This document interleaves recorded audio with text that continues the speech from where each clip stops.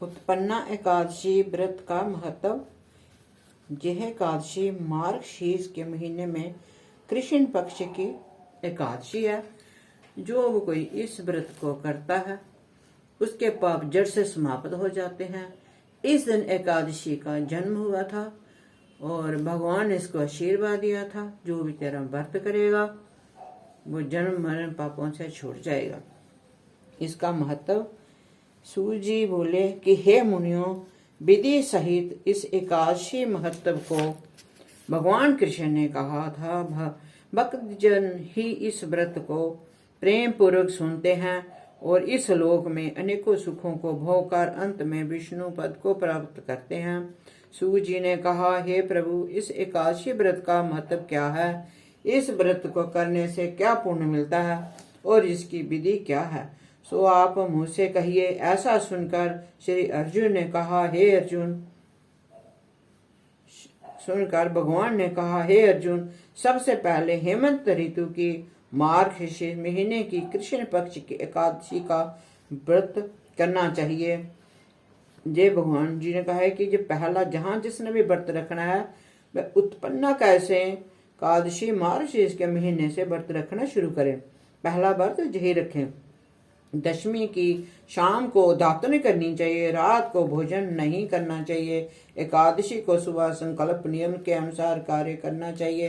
दोपहर को संकल्प पूर्व स्नान करना चाहिए। स्नान करने से पहले शरीर पर मिट्टी का लेप लगाना चाहिए। चंदन लगाने का मंत्र इस प्रकार से है, अशव क्रांते रथ क्रांते विष्णु कांते वसुंदरे उब्बतापि बहारिन कृष्णेन सता बाहुना मृतके हर में पापयमन्यः पूर्वक संचहतम तब्यातेन पापेन गच्छामि परमागतिम। स्नान के बाद धूप दीप निवेश से भगवान का पूजन करना चाहिए। रात को दीप दान करना चाहिए।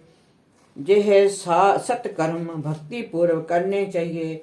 उस रात को नींद और स्त्री प्रसंग को त्याग देना चाहिए। एकादशी के दिन तथा रात्रि में भोजन सत्संग आदि शुभ कर्म करने चाहिए। उस दिन श्रद्धापूर्वक ब्राह्मणों को दक्षिणा देनी चाहिए और उनसे अपनी गलतियों की क्षमा मांगनी चाहिए।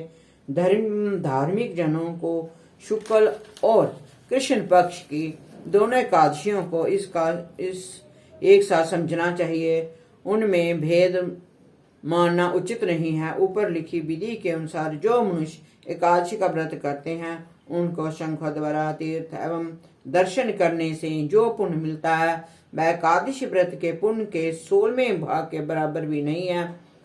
व्यतिपात योग में, संक्रांति में और तथा चंद्र सूर्य ग्रहण में दान देने से, कुरुक्षेत्र में स्नान करने से जो पुण्य प्राप्त होता है वही पुण्य मनुष्य को एकादशी का व्रत करने से प्राप्त होता है। जो फल देव पाठी ब्राह्मणों को 1000 गोदान करने से मिलता है उससे 10 गुना अधिक पुण्य एकादशी का व्रत करने से मिलता है। 10 श्रेष्ठ ब्राह्मणों को भोजन कराने से जो पुण्य मिलता है वह एकादशी के पुण्य के 10वें भाग के बराबर होता है। निर्जल व्रत करने का आधा फल एक बार भोजन करने के बराबर होता है। उपरोक्त कोई सा एक व्रत जरूर करना चाहिए। एकादशी का व्रत करने पर ही यज्ञ दान तप आदि मिलते हैं, अन्यथा नहीं। अतः एकादशी को अवश्य ही व्रत करना चाहिए। इस व्रत में शंख से जल नहीं पीना चाहिए। मछली, सुअर और अन्य निरामिष भोजन एकादशी के व्रत में वर्जित है। एकादशी का व्रत का फल 1000 यज्ञों से भी अधिक है। ऐसा सुनकर अर्जुन ने कहा, भगवान, आपने इस एकादशी के पुण्य को अनेक तीर्थों से के पुण्यों से श्रेष्ठ तथा पवित्र क्यों बतलाया है? ये है सब आप विस्तार पूर्वक कहिए। भगवान जी ने बोले कि हे अर्जुन, सतयुग में एक महाभयंकर दैत्य हुआ, उसका नाम मूर था। उस दैत्य ने इंद्र आदि देवताओं पर विजय प्राप्त कर उनके स्थान से घिरा दिया। तब देवेंद्र ने महादेव की प्रार्थना की कि शिव शंकर हम सब देवता मूर दैत्यों के अत्याचारों से दुखित हो मृत लोक में अपना जीवन व्यतीत कर रहे हैं। अन्य देवताओं की हालत का तो मैं वर्णन नहीं कर सकता। आप कृपा कर इस महान दुख से छूटने का उपाय बतलाइए। शंकर जी बोले, हे देवेंद्र, आप विष्णु भगवान के पास जाइए। इंद्र तथा अन्य देवता महादेव के वचनों को सुनकर क्षीर सागर गए, जहां पर भगवान विष्णु शेषनाग पर शयन कर रहे थे। भगवान को शयन करते देखा देवताओं सहित इंद्र ने स्तुति की कि हे देवताओं के देव, आप स्तुति करने योग्य हैं, आपको बारंबार प्रणाम है। हे दैत्यों के संहारक, हे मधुसूदन, आप हमारी रक्षा करें। हे जगन्नाथ, समस्त देव दैत्यों के भयभीत होकर हम आपकी शरण में आए हैं। इस प्रकार दैत्यों ने हमें स्वर्ग से निकाल दिया है और हम सब देवता पृथ्वी पर विचरण कर रहे हैं। अब आप ही हमारी रक्षा कीजिए, रक्षा कीजिए, त्राहि माम। देवताओं के द्वारा करुणापूर्ण वाणी को सुनकर श्री विष्णु भगवान जी बोले, हे देवताओं, वह कौन सा दैत्य है जिसने देवताओं को जीत लिया है? भगवान के उस अमृत रूपी वचनों को सुनकर इंद्र जी बोले, हे भगवान, प्राचीन समय में नाड़ी जंगम नाम एक दैत्य था। उस दैत्य की वंश ब्रह्मा से उत्पन्न हुई थी। उस दैत्य के पुत्र का नाम मुर है, उसकी राजधानी चंद्रावती है। उसे चंद्रावती नगरी में वह मुर नाम के दैत्य निवास करता है, जिससे अपने बल के समस्त विश्व को जीत लिया है और सब देवताओं को देवलोक से निकाल दिया है। श्री राम, जय राम, श्री राम। निकाल कर दिया है। उसने अपने दैत्य कुल के इंद्र, अग्नि, जम, वरुण, चंद्रमा, सूर्य आदि लोकपाल बनाए हैं। वह स्वयं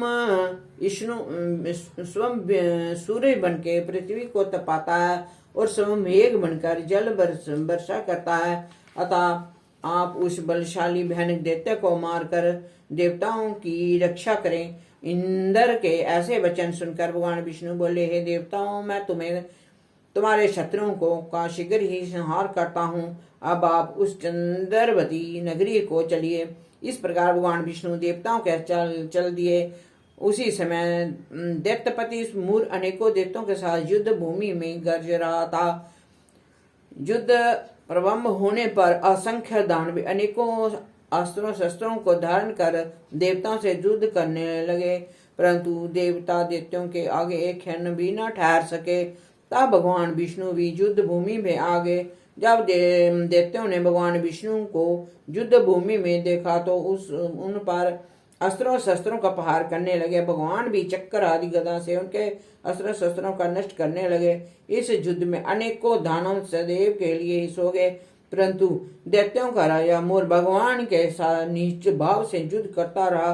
भगवान विष्णु मुर को मारने के लिए जिन जिन शस्त्रों का उपयोग करते थे, वह सब उनके तेज से नष्ट होकर उस पर पुष्पों के समान गिरने लगे।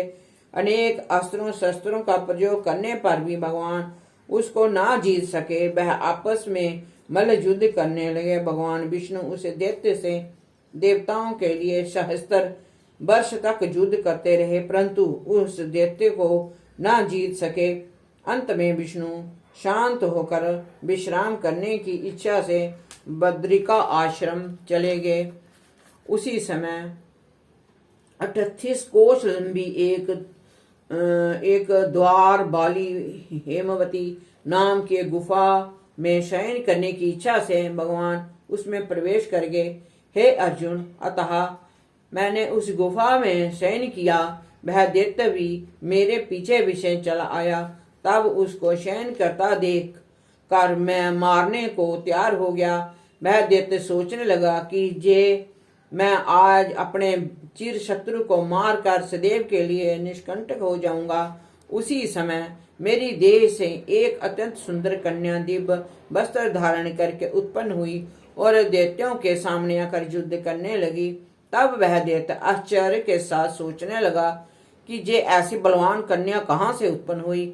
वह दैत्य उस कन्या से लगातार युद्ध करता रहा। कुछ समय बीतने पर उस कन्या ने क्रोध में आकर उस दैत्य के अस्त्रों शस्त्रों के टुकड़े टुकड़े कर दिए। उस कन्या ने उसका रथ तोड़ डाला। तब तो वह दैत्य महान क्रोध करके उससे मल युद्ध करने लगा। उस कन्या ने उसको धक्का मारकर मूर्छित कर दिया। उठने पर उसका सिर काट दिया। वह दैत्य सिर काटते ही पृथ्वी पर गिर गया और मृत्यु को प्राप्त हुआ। अन्य संसाधन भी ऐसा देखकर पाताल लोक को चले गए। जब भगवान विष्णु की निंद्रा टूटी तो उस दैत्यों का मारा देखकर अत्यंत आश्चर्य करने लगे और विचारने लगे कि इस दैत्य को किसने मारा।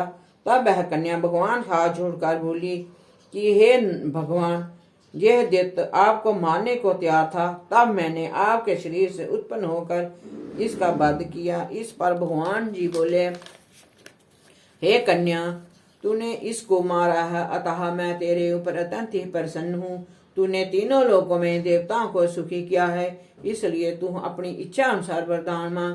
कन्या बोली कि हे भगवान, मुझे ये वरदान दीजिए कि जो मेरा व्रत करे उसके समस्त पाप नष्ट हो जाएं और अंत में स्वर्गलोक को जाए और मेरे व्रत का आधा फल रात्रि को मिले और उसका आधा फल एक समय भोजन करने वाले को मिले। जो मनुष्य भक्ति पूर्व मेरे व्रत को करे वह निश्चय ही विष्णु लोक को प्राप्त करे। कृपा करके मुझे ऐसा वरदान दीजिए। जो मनुष्य मेरे दिन तथा रात्रि को एक बार भोजन करे वह धन धन से परिपूर्ण रहे। इस वरदान विष्णु उस कन्या से बोले, हे कल्याणी, ऐसा ही होगा। मेरे और तेरे भक्तों का एक ही होंगे और अंत में संसार में प्रसिद्धि को प्राप्त होकर मेरे लोक को प्राप्त करेंगे। हे कन्या, तू एकादशी को पैदा हुई है, इसलिए तेरा नाम भी एकादशी हुआ। जो मनुष्य इस दिन व्रत करेंगे उसके समस्त पाप जड़ से नष्ट हो जाएंगे और अंत में मुक्ति को प्राप्त करेंगे। तू मेरे लिए अब तीज, आठे, नामी और 14 से भी अधिक प्रिय है। तेरे व्रत का फल सब तीर्थों के फल से भी महान होगा। ये मेरा कथन सत्य है। ऐसा कहकर भगवान उसी स्थान पर अंतर ध्यान हो गए। एकादशी भी भगवान के उत्तम वचनों को सुनकर प्रसन्न हुई। भगवान बोले कि हे अर्जुन, सब तीर्थों सब व्रतों के फल से एकादशी का फल सर्वश्रेष्ठ है। मैं एकादशी व्रत करने वाले मनुष्यों को शत्रुओं को नष्ट कर देता हूँ और उन्हें मोक्ष देता हूँ। उन मनुष्यों के विघ्नों को मैं स्वयं ही नष्ट कर देता हूँ। हे अर्जुन, मैंने तुमसे एकादशी की उत्पत्ति के बारे में बतलाया है। एकादशी व्रत समस्त पापों को नष्ट करने वाला और सिद्धि को देने वाला है। उत्तम मनुष्यों को दोनों पक्षों के एकादशी को समान समझना चाहिए। उसमें भेदभाव मानना उचित नहीं है। जो मनुष्य एकादशी महत्व को श्रवण व पठन करते हैं उनको अश्वमेध यज्ञ प्राप्त होता है। बोलो बांके बिहारी लाल की जय।